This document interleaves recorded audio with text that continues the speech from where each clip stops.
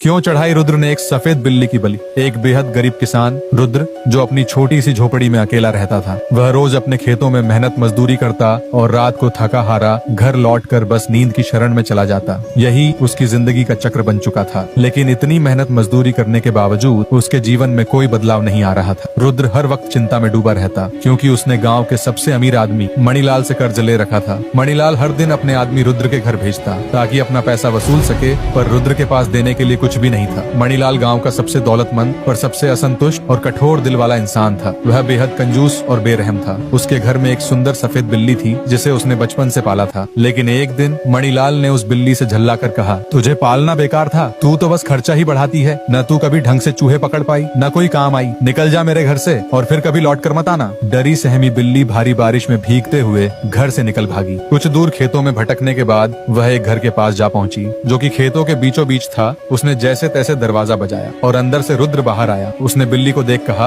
अरे यह तो मणिलाल की बिल्ली है, पर यह इस वक्त यहाँ क्या कर रही है? लगता है रास्ता भटक गई होगी। मैं कल सुबह इसे वापस वही छोड़ आऊंगा। इतना सोच रुद्र बिल्ली को घर के अंदर ले गया। वहाँ उसने उसे पीने के लिए थोड़ा दूध दिया। अगले दिन सुबह सुबह ही रुद्र बिल्ली को लेकर मणिलाल के घर के लिए रवाना हो गया। वहाँ पहुँचकर रुद्र ने दरवाजा खटखटा के मणिलाल को बाहर बुलाया। मणिलाल ने बाहर आते ही कहा, वाह, आखिर वो दिन आ ही गया जब तुम मेरे पैसे वापस करोगे। रुद्र ने सिर झुकाकर कहा, मालिक, मेरे पास फिलहाल तो पैसे नहीं है, पर मैं आपको आपकी बिल्ली वापस लौटने आया हूँ। मणिलाल ने तुरंत कहा, ले जाओ इस बेकार बिल्ली को यहाँ से, ये किसी काम की नहीं है, बस मेरा खर्चा बढ़ा रही है। रुद्र ने कहा, पर मालिक, आपने तो इसे बचपन से पाला है, आप ऐसा कैसे कर सकते हैं? अगर आप इसे नहीं लेंगे तो मैं इसका क्या करूँगा? मणिलाल ने कहा, अगर तुम्हें नहीं चाहिए तो फेंक दो इसे नदी में, पर यहाँ से ले जाओ इसे। इतना कह वह वहाँ से चला गया। रुद्र को बिल्ली के लिए बहुत बुरा लगा। उसने सोचा, अब यह बिल्ली बेचारी कहाँ ही जाएगी और क्या करेगी? उसके पास उसे अपने घर ले जाने के अलावा कोई चारा नहीं था। रुद्र बिल्ली को घर वापस लेकर आ गया। वह उसे हर दिन खाने को देता और अपने परिवार के सदस्य जैसा ही रखता।